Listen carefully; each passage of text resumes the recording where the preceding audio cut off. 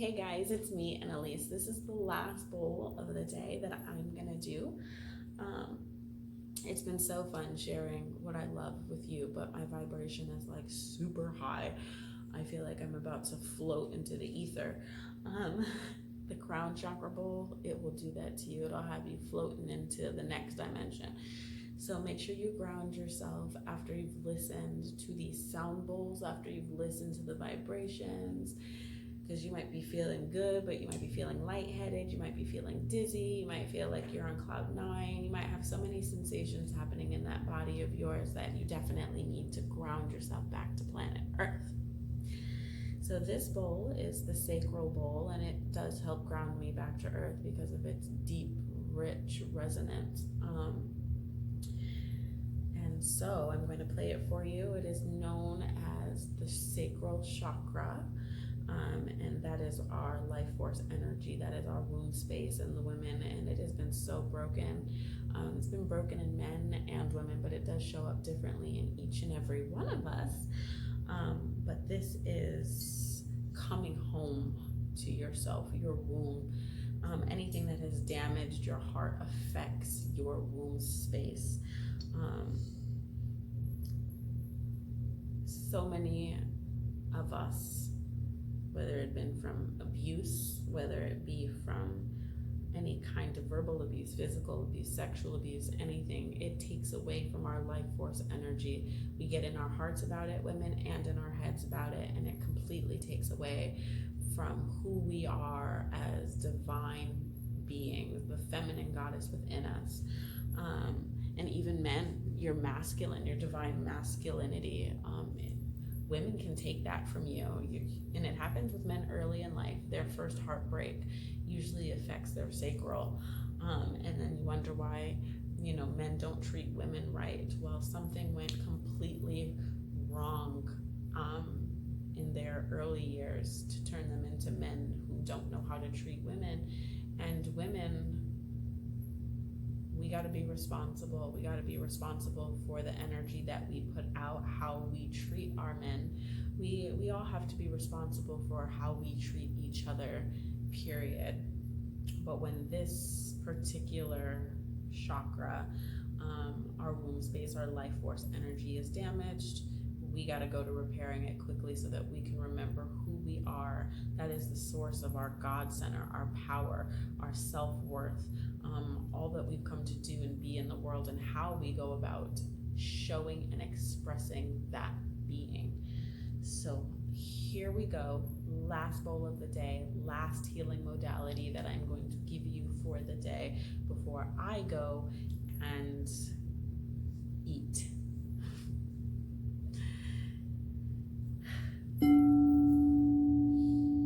Taking those deep breaths.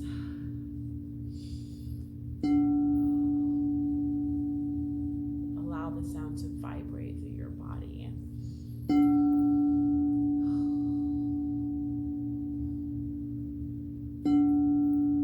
The sacral chakra is orange, and it's right underneath your navel, but above your pelvic bone. See an orange light just shining brighter and brighter and brighter in your sacral chakra. It's time for our kings and queens to come back to life and truly know who they are, truly know that they are valued, appreciated, wanted for who they are as they are, not because of what they have, not because of what they've learned to define themselves by, which is money or status or career, your ability to have children or not, your ability to have a job or not, your ability to have material and financial wealth or not.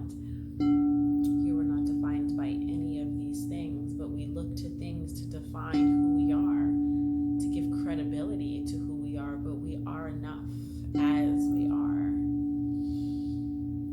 Think of babies, guys. For those baby lovers, maybe you don't like babies, but they are the purest creation. They are beautiful and divine as they are,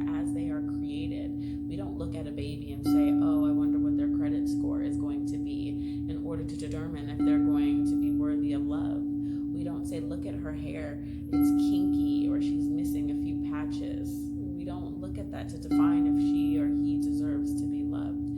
We learn to see babies for who they truly are, and who they truly are the characteristics that God has blessed them with. Their smile, their friendliness, their joy, their curiosity. These are the things that God made us. God made us each and every one of us very, very special and unique. We may have similarities, but we are divinely and uniquely created by God. And the way we express ourselves and how well we express ourselves is determined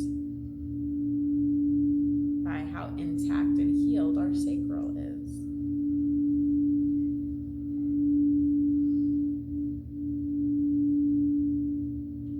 Who are you? That is the question of the sacral. Who are you? Do you know?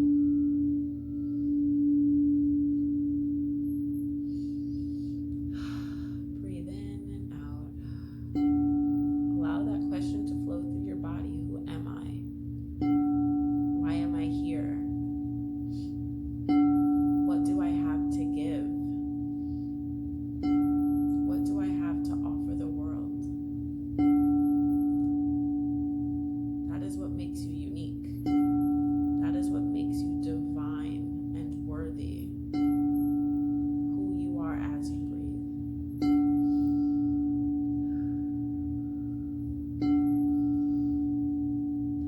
You are enough. Everything that is good about you, everything that you're created to be, everything that makes you successful in this lifetime is already in you. You don't have to go search it out. You don't have to find it outside of yourself. You just have to dig deep within yourself in order to know what gifts and talents God blessed you with, in order to apply it into the world, because you are talented. Each and every single one of you is talented. God, you are talented. I wish you knew. I wish you could see it. I wish you could see it. I wish you could see your potential and live from that potential. Living from that potential. Living from that potential. Living from that potential. Not just to see it in yourself. Not to just know that you've got potential in there, but actually bringing it out of you without fear. Be in the inquiry. Because you are talented. God, you are so talented. Because God lives in you. He didn't make mess. Not in any of us. God knew exactly what he was doing when he created you. And they're surrounding you, angels, ancestors. They're surrounding you, waiting for you to wake up to who you truly are, to your beauty, to your worthiness, to your divinity. God, you are so beautiful. The God in you is so beautiful. God in us is so beautiful. The God in us is so beautiful. And if you're acting in any way that is not beautiful, it's because you have forgotten that God in you is beautiful. You've created a false self if you are living in a way that is anything less than beautiful, loving, deeply compassionate.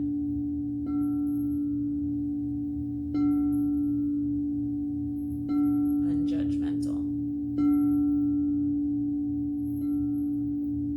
I don't know who told you you were anything less than who you really are, but they didn't know any better.